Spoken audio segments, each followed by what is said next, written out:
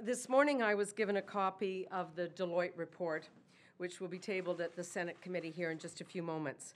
It is my view that this report is the result of a fundamentally flawed and unfair process.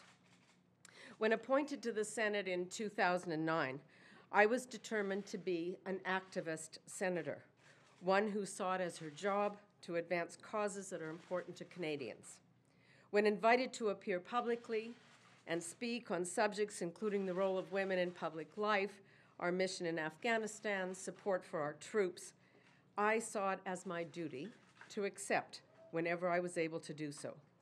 Travel to these public speeches and appearances was and is, in my continuing view, a legitimate Senate expense. However, in the Deloitte report, a number of expenses going back to 2009 that were submitted and approved by Senate Finance over a 4-year period have now been disallowed. Deloitte has wrongly, in my view and in the opinion of my lawyers, applied the 2012 changes made to the Senator's travel policy retroactively. The result is that travel expenses which were approved and paid by Senate Finance in 2009, in 2010, in 2011, have, in a number of cases, now been disallowed. The basis for this latter decision is apparently some arbitrary and undefined sense of what constitutes Senate business or common Senate practice. And by Deloitte's own admission, no inquiries were made of other senators as to their definition or views on this subject. Finally, Deloitte has identified a number of items that they say are subject to interpretation.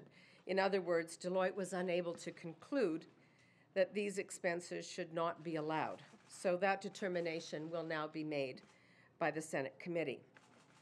I want to be absolutely clear. I never intended to seek nor sought reimbursement for travel expenses in any situation where I did not believe such a claim was proper. Where I made mistakes, I have, as you know, already paid money back. There are also media reports today that I changed my electronic calendar after the audit started. Again, let me be clear. At no time did I attempt to mislead Deloitte in any way. I was advised, partway through the process, that I should only include information relevant to the actual expenses being claimed.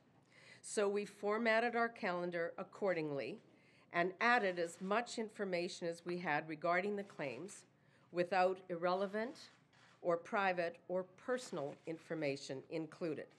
We knew that Deloitte had a copy of the original calendars available to them at all times. It was not until very late in the process, in July, that we were asked about the differences between the office calendars. And so we told them what had happened and why, and we followed up with several written explanations, one of which is attached to the Deloitte report as an appendix, but there are others. And we immediately supplied them with my personal handwritten diaries for the entire period under review. As I said, no attempt was made to mislead Deloitte.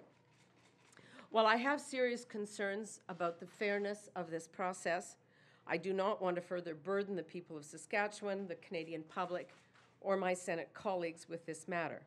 I want to return my focus to representing the people of my home province and advocating for the causes that I believe in, those that are close to my heart. Finally, let me state clearly that I will pay back the full amount ordered by the committee, including interest, once that final figure is determined and given to me, and I will do so out of my own resources.